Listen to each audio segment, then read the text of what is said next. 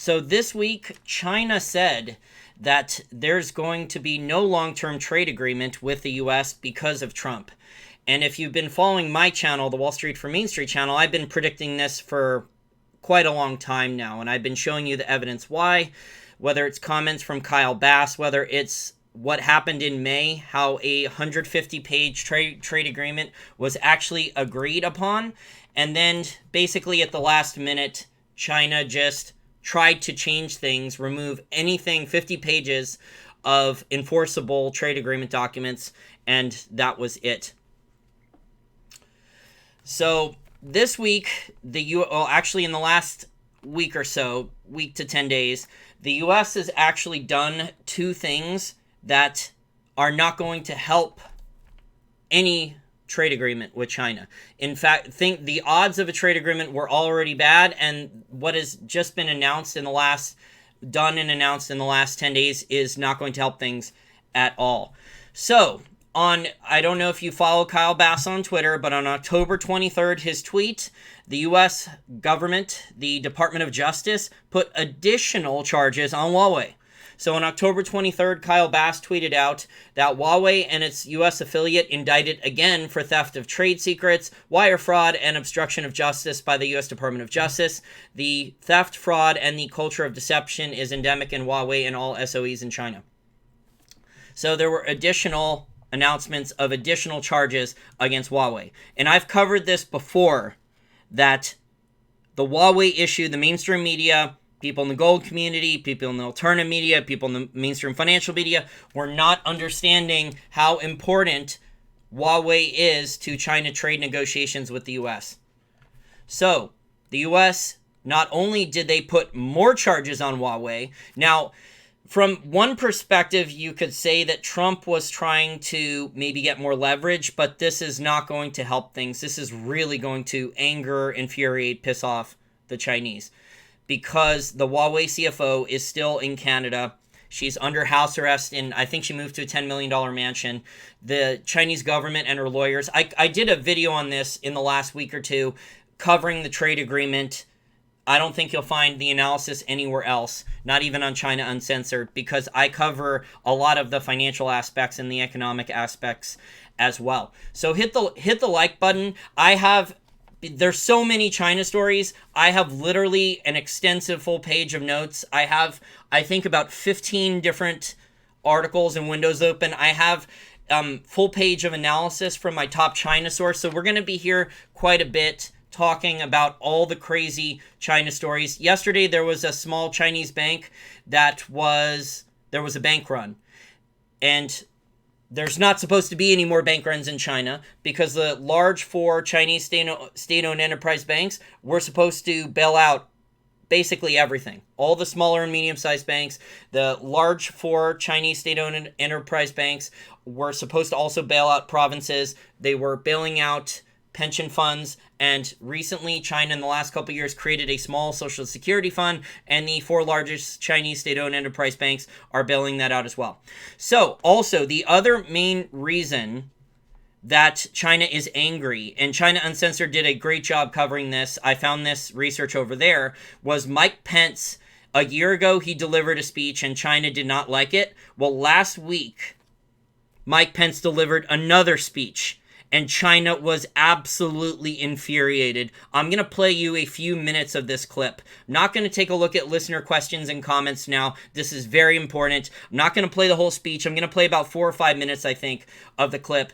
But the speech is about 40 minutes long. There's questions and answers as well after the speech.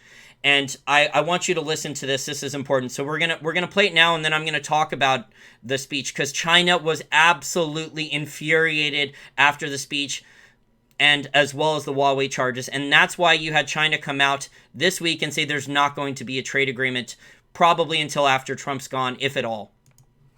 Okay, here we go.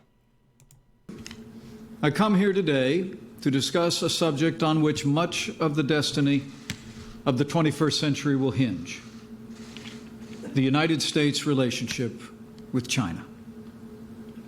Since the earliest days of this administration, President Trump has been determined to build a relationship with China on a foundation of candor, fairness, mutual respect, in order to achieve, in his words, a more just, secure, and peaceful world. 1 year ago this month, I spoke about many of Beijing's policies most harmful to America's interests and values, from China's debt diplomacy, military expansionism, its repression of people of faith, construction of a surveillance state, and of course, to China's arsenal of policies inconsistent with free and fair trade, including tariffs, quotas, currency manipulation, forced technology transfer, and industrial subsidies. Past administrations have come and gone, and all were aware of these abuses. None were willing to upset the established Washington interests, who not only permitted these abuses, but often profited from them. The political establishment was not only silent in the face of China's economic aggression and human rights abuses, but they often enabled them. As each year passed, as each factory closed in the heartland of America, as each new skyscraper went up in Beijing, American workers grew only more disheartened, and China grew only more emboldened. In less than 2 short decades, we've seen, as President Trump has said, the greatest transfer of wealth in the history of the world. Over the past 17 years, China's GDP has grown by more than 9-fold. It has become the second largest economy in the world. Much of this success was driven by American investment in China. Beijing's actions have contributed to the United States trade deficit with China that last year ran to more than $400 billion, nearly half of our global trade deficit. As President Trump has said many times, we rebuilt China over the past 25 years. No truer words were spoken, but those days are over.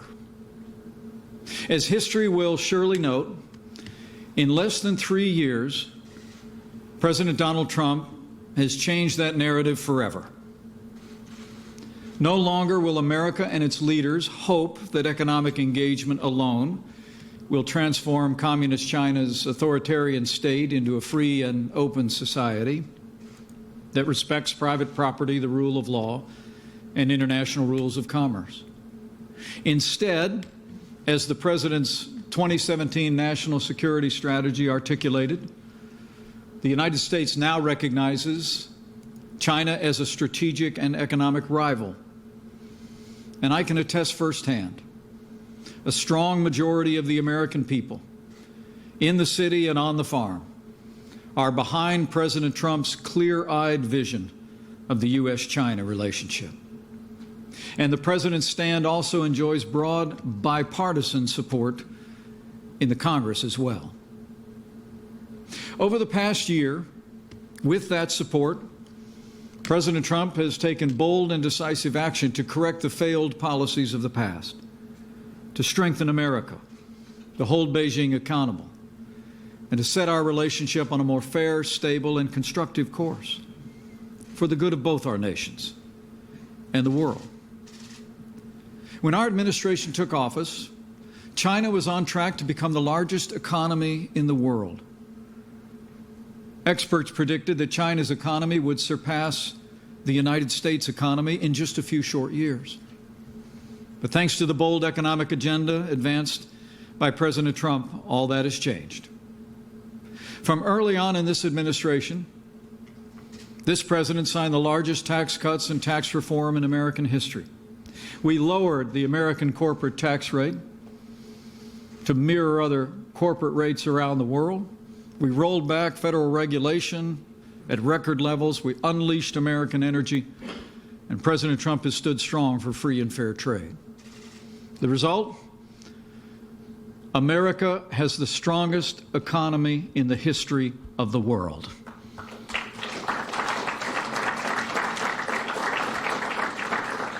And the strongest economy in our own history. Unemployment today is at a 50-year low. There are more Americans working today than ever before. Median household income in the last 2.5 years has risen by more than $5,000. And that doesn't even account for the savings from the president's tax cuts or energy reforms for working families. Because of the president's policies, America has added trillions of dollars of wealth to our economy, while China's economy continues to fall behind. To level the playing field for the American worker against unethical trade practices, President Trump levied tariffs on $250 billion in Chinese goods in 2018.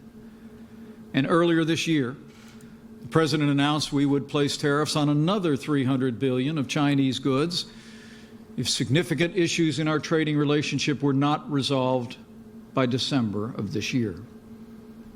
To protect intellectual property rights and the privacy of our citizens and our national security, we've taken strong steps to curtail illegal behavior of Chinese companies like Huawei and ZTE.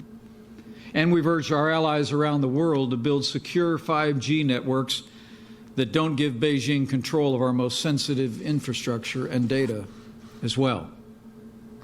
And as we've grown stronger economically, President Trump has also signed the largest increases in our national defense in more than a generation.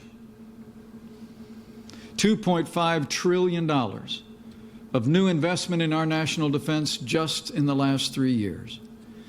We've made the strongest military in the history of the world stronger still.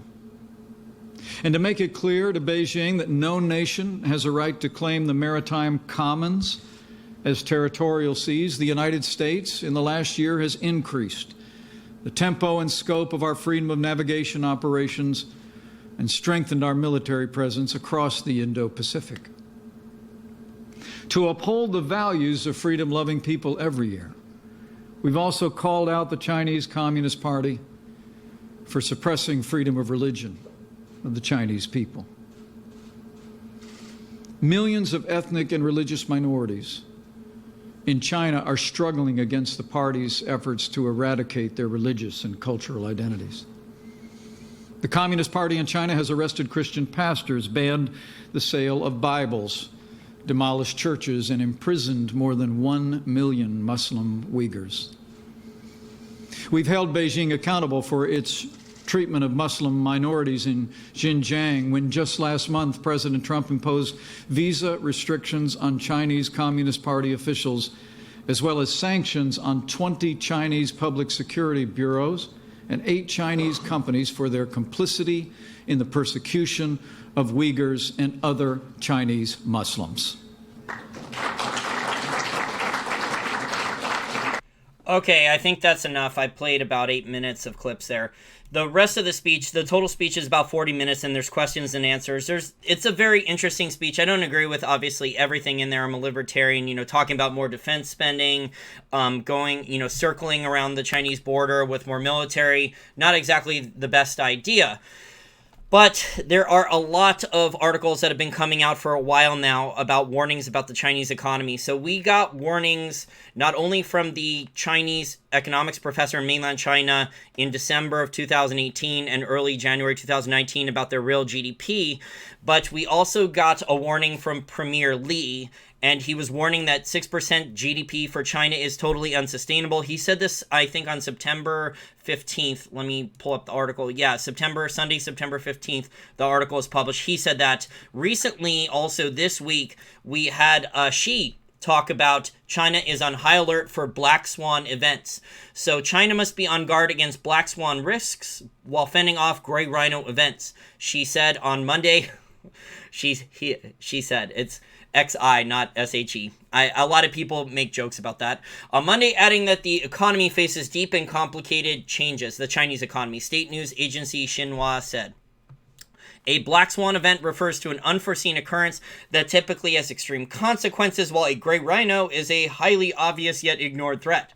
Xi's warning came after the release of data on Monday that showed the Chinese economy posted the slowest growth in the last 28 years, hurt by faltering domestic demand and also the U.S. tariffs. Local governments and state organizations should find a balance between stabilizing growth and fending off risks, controlling the pace and intensity of such policies, Xi said in remarks during a meeting with provincial and department officials. Sliding growth has pressured the government to roll out more stimulus to avert a sharper slowdown. The central bank has cut the reserve requirement ratio for banks 5 times in the past year. They've also injected massive amounts of repo starting in January. It's not to the levels of the US, where the US is at least 120 billion per day now in overnight repo and in the term repos. I believe China's repos, which started to ramp up in January of 2019, are just tens of billions. So it's not at least 120 billion per day overnight yet, like in the US, but it is massive. Plus, like I said earlier in the show, the 4 largest Chinese state-owned enterprise banks, Beijing was saying since August, late July and August, since a number of those 3 bank failures, whether it was Baoshan Bank, Bank of Jinzhou, and then Hongfeng Bank, that the large 4 state-owned enterprise SOE banks were going to handle bailouts for all the other banks. And clearly, there was another bank run that was announced yesterday. So let me look up the bank here. There was a Zero Hedge article from Friday, November 1st. It is the main branch of Henan Yishuan Rural Commercial Bank. So just outside the central Chinese city of Luoyang.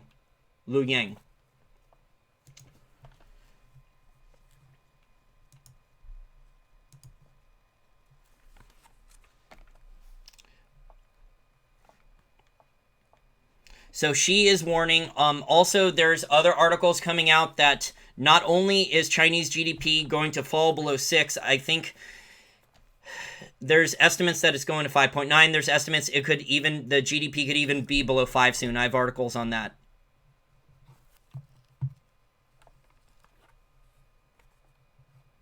Meanwhile, the Chinese economy, they've tried to maintain the currency. So the currency is not out of control. The exchange rate, the yuan to the dollar. So the exchange rate, let me pull up a chart. I have it here. The exchange rate has been smashed back down. It's almost back down to 7 yuan to the dollar. It's at 7, the exact number is 7.037 Chinese yuan to the dollar as of right now. So they've gotten it back down. It's not runaway to 7.1, 7.2. They've got it back down. But beneath the surface, there's a lot of these articles coming out with problems. So I've been talking about this, how one of China's 2 largest state-owned enterprise SOE banks, how they committed to a I guess they were forced to, committed to a bailout of Hunan province of $300 billion in the next 5 years. So in installments, that is a massive sum. The bank's market cap is like a little over $1 trillion, and they're being asked to commit a large chunk of their market cap to bailouts.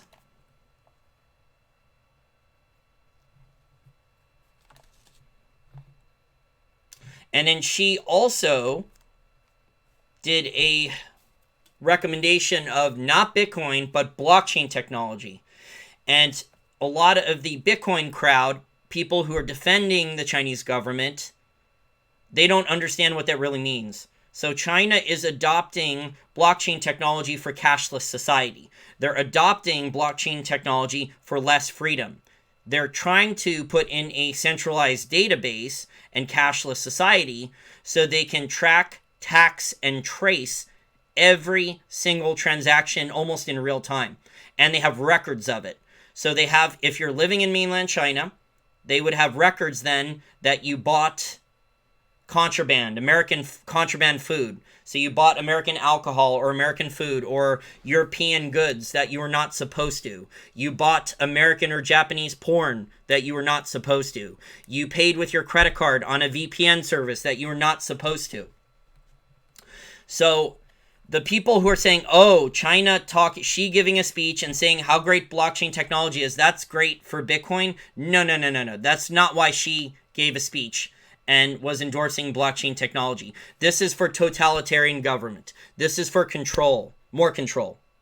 This is for less freedom.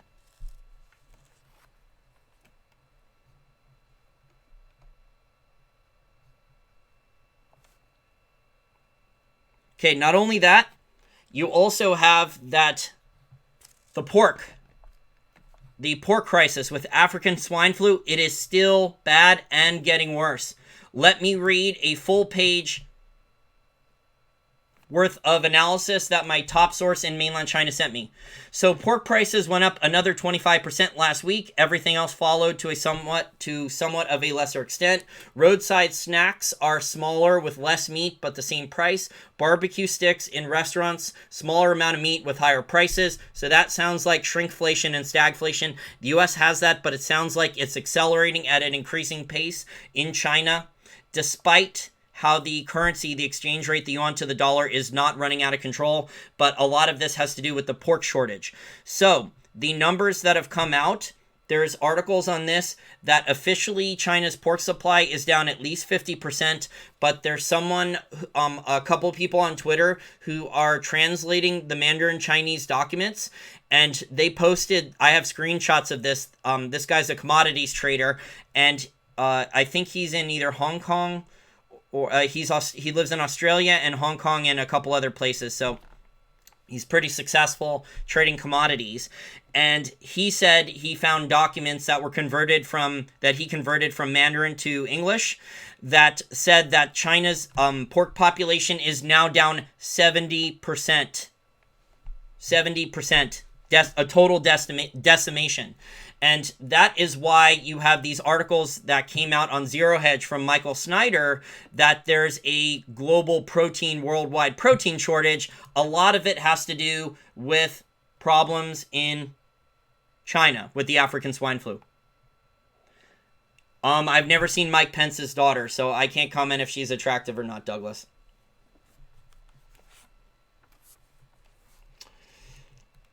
So let me continue with what my top China source said. So barbecue sticks in barbecue sticks in restaurants are smaller amount of meat with higher prices. Again, stagflation, shrinkflation. Even though the Chinese currency is not being devalued as rapidly anymore against the dollar, there's still inflation in the global supply chain in China. A lot of it has to do with protein prices. Seems to be no end in sight to price hikes. So what my sources said in different conversations for months now is pork prices keep rising, and they've been getting worse again just in the last couple weeks. Another 25% price increase just in the last, with reduced portion sizes just in the last week or two. However, Chinese people are extremely meek. I guess they're not complaining that much. No, not even one person speaks out that the reason the African swine flu is here is that the government did not properly inspect the African pork before importing it. The government takes zero responsibility for any food safety, food contamination, or food poisoning problems if the pork imports are bad. So buyer beware, caveat emptor if you're in China buying pork and other food. There's a big difference here between the US and China. Pork prices have more than doubled in the last 4 months in mainland China, and everything else is priced higher and not a peep from Chinese people. Meanwhile, Americans are yelling and screaming every time the gasoline price rises 25 cents a gallon in California. That's what my top China source said. So he was comparing how different people are complaining or not complaining. It seems that a lot of people in China, even though they're scared and they're worried about their standard of living being drastically hurt with shrinkflation, stagflation, and shrinkflation, that they're not complaining. They're worried about complaining, or it's been brainwashed out of them to not complain.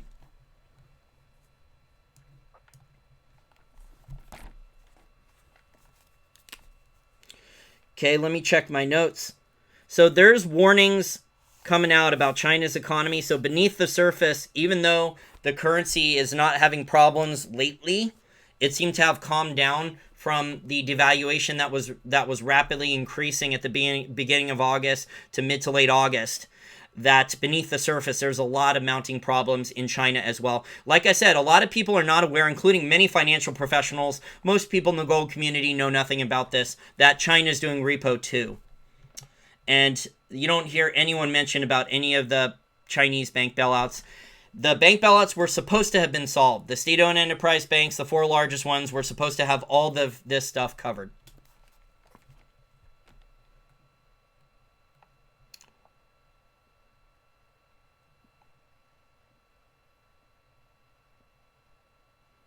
Yeah, so the amount of liquidity that's been injected into China's banks in the last couple weeks is the most since January, and also Baoshang Bank in May.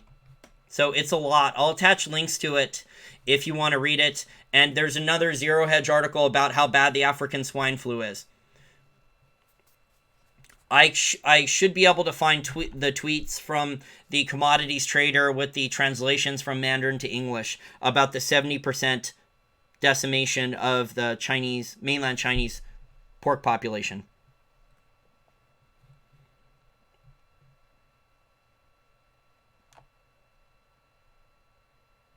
So we have a lot of questions then. Why aren't the big four Chinese banks, they can't or won't bail out this smaller bank? Because we've been told now for over a month, basically about 2.5 months, that it was no more worries about bank bailouts. It was no more worries about bank runs and bankruptcies, that the four largest banks were going to handle all this. But there's tons of anecdotal evidence with articles and videos that the four largest banks in China are being asked to do a lot of bailouts, whether it's pension funds or smaller and medium-sized banks, even help out with China's new social security. I believe they've had to throw bank shares into there.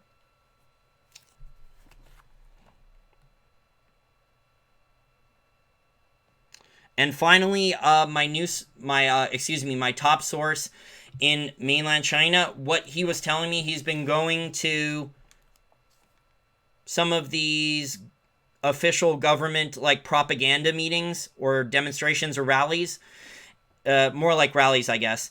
And what he was saying is that the Chinese government is planning on massively increasing the social credit score system January 1st, 2020. So when you add up the blockchain technology, Xi's endorsement of blockchain technology, China could be rolling out the government cryptocurrency, Chinese government cryptocurrency, as early as November 11th, which is Singles Day, the largest shopping day in mainland China. So it could come as soon as 9 days from now. And then you add in that software, the 500 megapixel digital camera that can identify people's faces, thousands of people's faces at once in the crowd with artificial intelligence and the 500 megapixel zoom feature. It's a scary place to live with that much government control.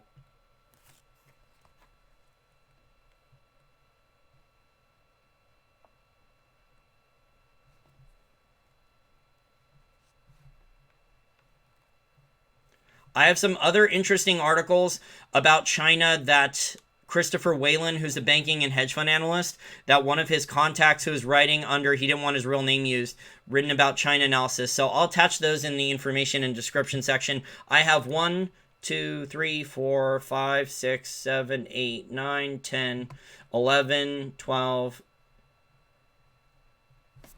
or 13 articles if you want to really go in depth about some of the topics that I've just discussed. If you want to do additional reading or analysis here.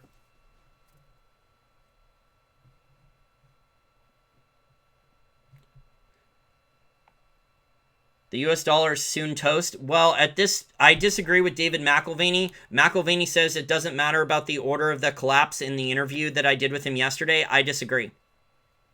I think it does matter. Because whoever collapses first will have less say over what the next system or global reset, next global financial system or the global financial reset will be like.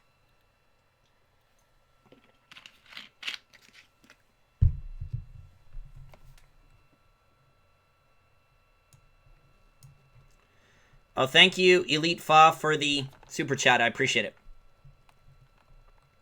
Thank you very much to my almost 190. I had like 7 or 8 cancellations on my Patreon. Oh well, doing the best I can. It was around 190. Now it's dropped down because there's 7 or 8 cancellations.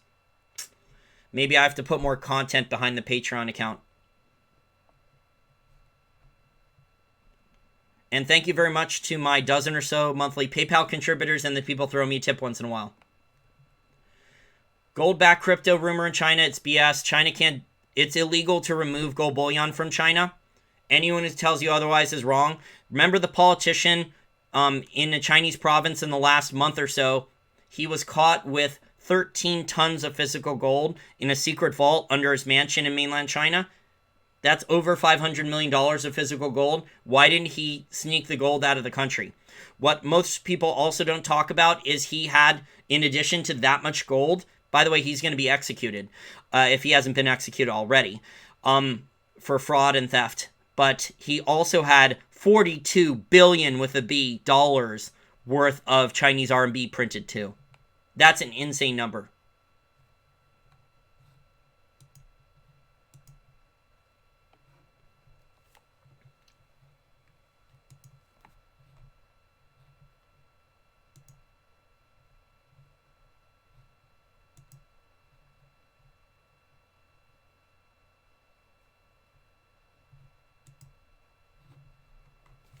Yeah, the Chinese economy is very heavily leveraged. Credit bubble, real estate bubble, way too much debt in Chinese RMB, which the People's Bank of China, their central bank, can print away, or there's ways that the debt can be forgiven or wiped away if it's in RMB. The dollar-denominated debt, that cannot happen.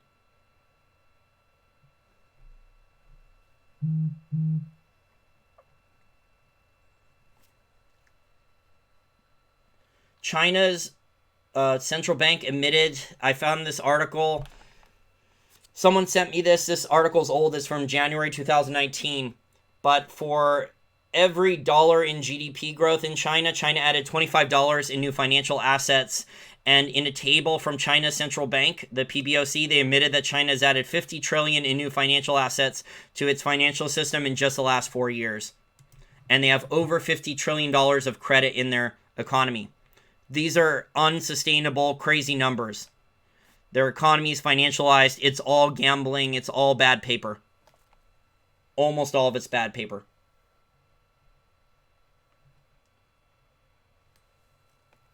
This is why I don't trust any government, by the way.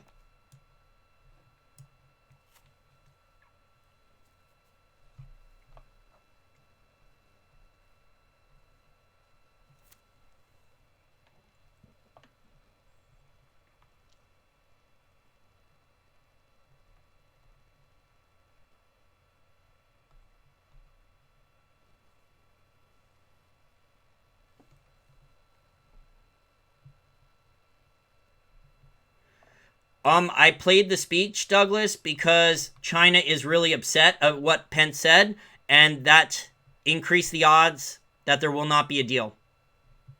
That there will not even be negotiations. That's why I played what Pence said. I said I don't agree with a lot of what Pence said, but I played it anyway because it's affecting the U.S. and China trade negotiations. That's why I played it.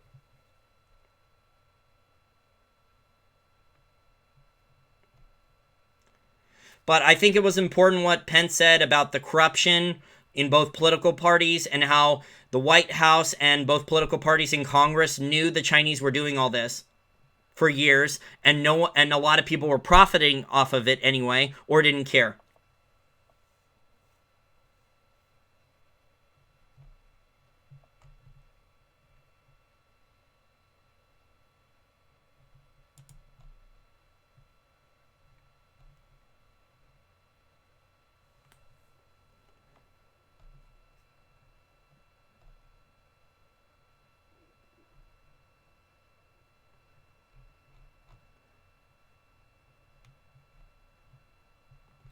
China's credit bubble is growing faster than their gold holdings.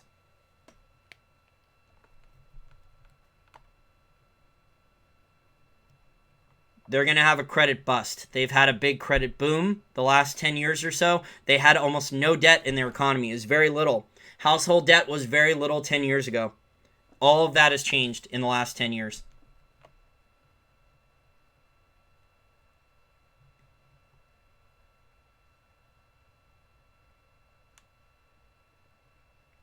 Need cryptocurrency to facilitate negative interest rates. It's also easier to add immediate taxes like a value-added tax and others, or rabble-rousers like me who criticize a bunch of different governments.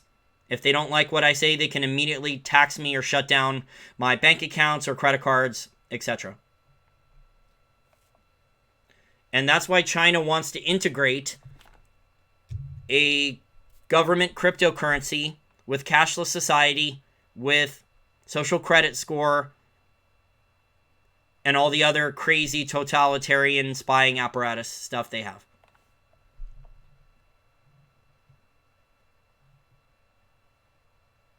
I don't agree with a lot of what Pence said, but you know what? It's affecting the U.S. and China trade negotiations. Because one of the higher members in China's PR staff came out immediately about the speech.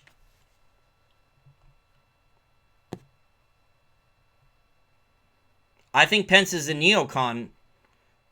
We're lucky that Pence is not president. I think there would already probably be war declared on Iran and intervention then into Venezuela, like a large-scale stuff. I've been criticizing Trump and Pence about greatest economy ever. I don't believe it.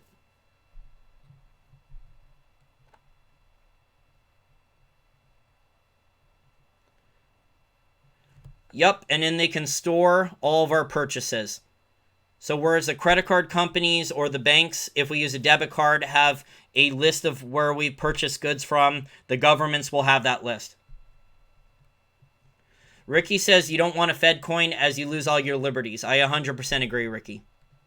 China's going first to Fed coin. It could be as soon as November 11th. And that was an article from Forbes where multiple sources inside the People's Bank of China were confirming it, as well as a former high-ranking employee at one of China's two largest state-owned enterprise banks. So this is not me, guessing or speculating or making up. I cited the sources with the articles.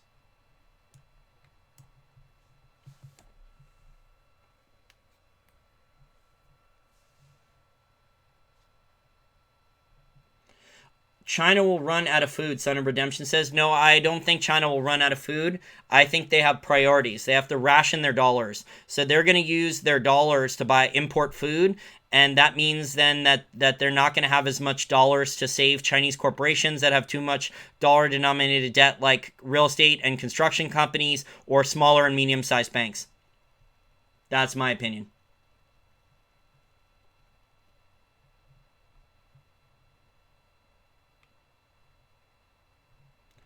Kaiser report going about Chinese backed crypto by gold. They're wrong.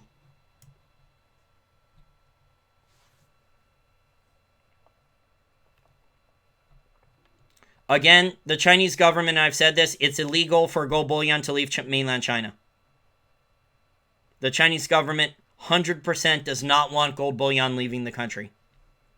I've had people tell me who listen to this podcast, message me, email me, in the comment section, under videos and live chat, they're in mainland China, they have physical gold, and they can't get it out.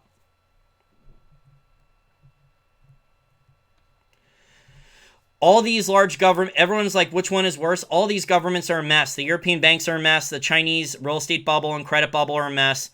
The European Union is a total disaster, especially with the European banks and the budget and the budget deficits. With the European governments, it's a mess.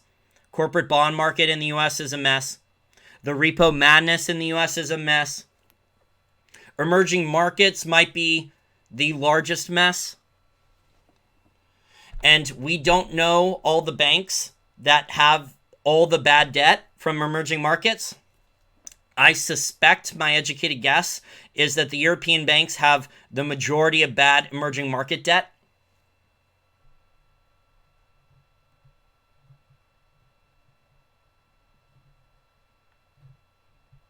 We got a record, almost 500 people listening to the live stream. Don't worry, YouTube's going to make sure hardly anyone gets, they're going to make sure that I hardly get any views on this video, and then also my ad revenues are still going to drop like 40% over the next couple weeks. Some idiot who was trolling me on Twitter was telling me that I should just sue YouTube. Dude, I went to law school. That is a waste of money to go up against a large corporation. You may as well just light tens of thousands of dollars on fire. You may as well just go to Las Vegas with the money. It's dumb to try to sue a large corporation with very little resources.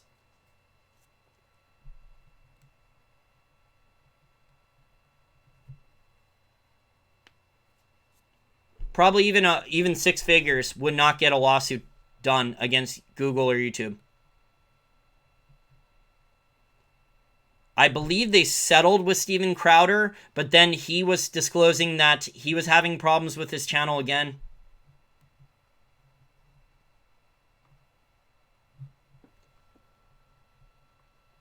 Yeah, you don't understand the U.S. legal system and battling large corporations if you call me some names and tell me to just shut up and sue the corporation. Crowdfund, no one's gonna give me six figures to sue them. And most lawyers are gonna laugh if you only raise like 10 grand or 20 grand. It's not gonna go far at all. All a corporation has to do is just move it to federal court and file more motions to dismiss. There's a bunch of, in law school, we learned this in civil procedure. It was one of the first classes I took, where if you're a corporate attorney, you just figure out how to get cases thrown out on technicality, move cases around, and if you're working for a large corporation, just screw over small little guys with procedures, getting cases thrown out, driving up their legal bills, and then they quit or get bankrupted. It's one of the first couple classes I took in law school. The only thing large corporations fear, they fear bad PR and they fear class action lawsuits. That's what they fear. And some of my teachers were former Harvard University law school graduates who worked on class action torts, and they made fortunes in a very short amount of time suing large corporations, but it was a class action. So they were the first or second lawyer in, and that's how they made an enormous amount of money and retired early, and then they didn't have to be practicing attorneys. They could just be law school professors.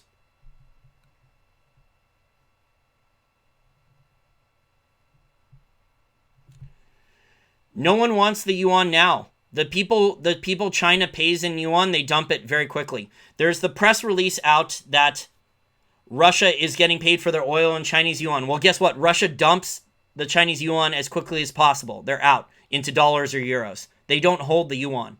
The oil that they're paid for in yuan, they don't hold the yuan. No one talks about that.